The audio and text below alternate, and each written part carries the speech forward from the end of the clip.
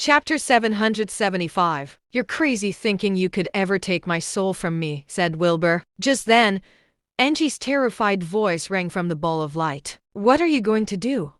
What are you going to do to me?" "You'll find out soon enough."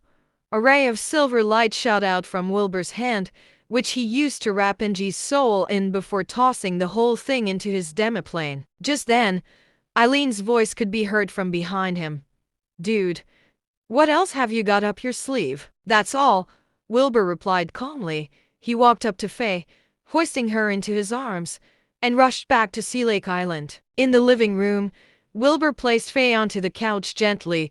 Everyone else stood around solemnly, taking in the sorry state Faye was in. Wilbur was back now, which meant that it was not hard to predict how the battle had gone. Wilbur had won, and that old hag lost. With a battle of this level and the enmity between both parties, there was no way for both of them to survive. Faye, however, was hanging by a thread. The wounds on her body were terrifying to even look at. The wounds were still flickering with a faint black flame. Faye was still being tortured as of that moment. Everyone was shocked by the realization that old hag was really something else. Her attack was still torturing Faye even after her demise. Wilbur channeled spiritual energy into Faye's body slowly, staring intently at the black flames. As time went by, the spiritual energy was finally able to put out all the flames. However, the wounds on Faye's face and body did not fade in the slightest. She would be disfigured forever if there was no cure for this,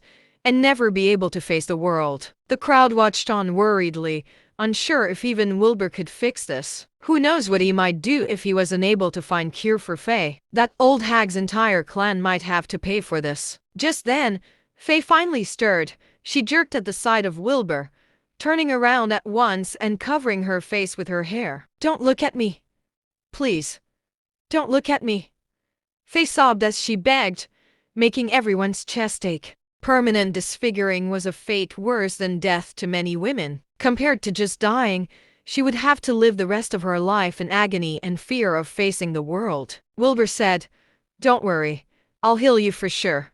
Trust me." Faye shook her head, refusing to meet Wilbur's gaze. Wilbur turned to face everyone else. "Can we be left alone for now?" The crowd nodded, leaving Wilbur's room one by one. Faye's life was not in danger anymore, and it was all up to Wilbur to see if he could work his magic. Faye's wounds were cursed, and there was no way she would be able to treat them with regular medical procedures. When the two were the only ones left in the room, Wilbur said, "Trust me, just give me a bit of time." Upon saying so, he entered his demiplane. Angie's soul was floating mid-air. Sensing Wilbur's presence, she howled, "Let me go, or your girlfriend's going to die. Even if she doesn't die, she'll be ruined for the rest of her life. I'm the only one who can heal her." "Really?" Wilbur smirked. "I'll pass. You can wait here. I'll deal with you once I've finished healing Faye." He ignored her from then and picked up Yaren's infernal demon sword. It was unclear how long this sword had been around before Yaren was able to get his hand on it. Wilbur tossed it into his demiplane following Yaren's death with a plan to present it as a sacrifice for contribution. Well, it was coming in handy now.